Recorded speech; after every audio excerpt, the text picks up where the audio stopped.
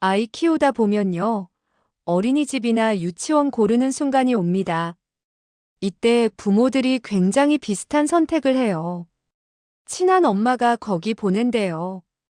이미 다니는 아이가 있어서요. 정보가 없어서 그냥 같이 가려고요. 이 선택이요. 틀렸다고 말하고 싶지는 않습니다. 대부분은 무책임해서가 아니라 혼자 결정하기가 너무 어렵기 때문이에요. 아이 교육에 관한 선택은 잘하면 당연한 일이 되고 틀리면 전부 부모 책임이 되는 것처럼 느껴지거든요. 그래서 사람들은 누군가의 선택 뒤에 서고 싶어집니다. 같이 가면 덜 불안하니까요. 근데 상담을 하다 보면요. 이 선택 이후에 부모 마음속에서 조금씩 다른 감정이 올라옵니다. 다른 아이들은 잘 적응하는 것 같은데 우리 아이만 유난히 힘들어하는 것 같아요. 시간이 지나면 괜찮아질까요? 이때부터 부모는 아이를 다시 보게 됩니다. 그리고 여기서 중요한 질문이 하나 시작돼요. 이 환경이 정말 우리 아이에게 맞는 걸까? 아이에게 맞지 않는 환경은요. 처음부터 크게 문제를 만들지 않습니다. 대신 아주 작은 신호로 시작돼요. 등원 전에 배가 아프다고 하거나 집에서는 괜찮은데 기관 이야기만 나오면 말수가 줄어들거나 집에 오면 사소한 일에 유난히 예민해지거나 전에 없던 짜증이나 울음이 늘어나는 시기입니다. 부모는 보통 이렇게 해석하죠. 적응 기간이겠지. 조금 예민한 성격인가 보다. 맞는 말일 수도 있습니다. 근데 이게요, 몇 주, 몇 달 계속 반복된다면 아이 성격보다 환경이 아이 기질이랑 맞는지를 한 번 더 볼 필요가 있어요. 부모들이 제일 헷갈려하는 지점이 바로 이겁니다. 같은 반, 같은 선생님, 같은 활동인데 어떤 아이는 신나고 어떤 아이는 그냥 버텨요.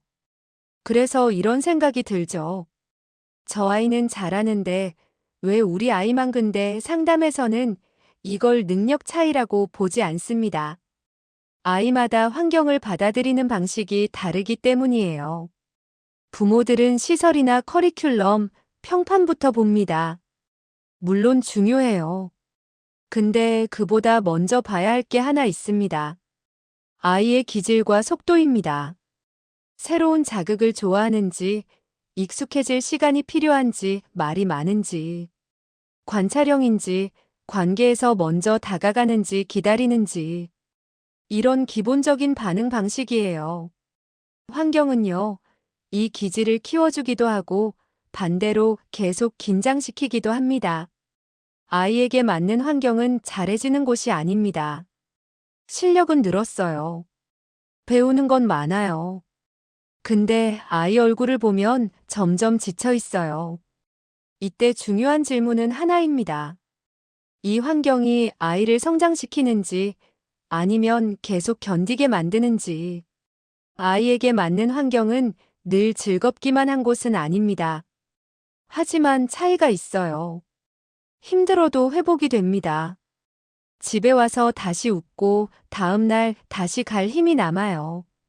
맞지 않는 환경은요, 하루하루가 그냥 쌓입니다. 아이가 점점 말이 없어지고 표정이 굳고 지적이나 실패에 크게 흔들리기 시작해요. 다시 처음 이야기로 돌아가 보죠. 친구 엄마를 따라간 선택, 그 자체가 문제는 아닙니다. 문제가 되는 순간은요, 그 선택 이후에도 아이 신호를 보지 않을 때입니다. 다른 아이들은 다 괜찮은데 여기까지 왔는데 옮기긴 좀 이때 부모의 불안이 아이 상태보다 앞서기 시작해요. 그리고 아이는 그 불안을 그대로 떠안습니다. 부모에게 꼭 던져보고 싶은 질문들이 있어요. 이 환경에서 아이가 자기 속도를 유지하고 있는지, 실수했을 때 완전히 무너지지 않는지, 집에 오면 다시 회복되는지, 주말이 되면 에너지가 조금이라도 돌아오는지. 이 질문에 계속 아니오가 나온다면 환경 점검이 필요한 시점일 수 있습니다. 부모들이 가장 힘들어하는 순간은 선택을 다시 조정해야 할 때예요. 옮기면 아이가 더 힘들까 봐요. 지금 선택이 틀렸다는 걸 인정하는 것 같아서요. 근데요, 환경을 조정하는 건 실패가 아닙니다. 아이에게 맞는 조건을 조금 더 정확히 찾아가는 과정이에요. 아이에게 맞는 환경은 처음부터 완벽하게 고르는 게 아니라 아이를 보면서 조정해가는 것에 더 가깝습니다. 아이에게 맞는 환경은요, 아이를 남들보다 앞서가게 만드는 곳이 아닙니다. 아이가 자기 리듬을 잃지 않고 자기 방식으로 참여할 수 있고 힘들어도 다시 돌아올 수 있는 곳, 그게 아이에게 맞는 환경입니다. 조용한 아이가 억지로 활발해질 필요도 없고 느린 아이가 계속 재촉당할 이유도 없습니다. 부모가 가장 많이 하는 착각은 이거예요. 남들처럼 하면 안전할 거야. 하지만 아이에게 안전한 환경은 남들 기준이 아니라 아이 기준에서 결정됩니다. 아이에게 맞는 환경은 눈에 잘 띄지 않습니다. 그래서 더 불안하게 느껴져요. 근데 그 환경에서는 아이 얼굴이 조금씩 편안해집니다. 그리고 그 신호가 가장 정확한 답입니다. 오늘 이야기에서 조금이라도 마음에 걸리는 장면이 있었다면 이미 아이를 아주 세심하게 보고 계신 겁니다. 이 채널에서는 현장에서 반복해서 나오는 부모 고민을 바탕으로 아이에게 맞는 기준을 하나씩 정리합니다. 놓치고 싶지 않다면 구독으로 함께 해주세요.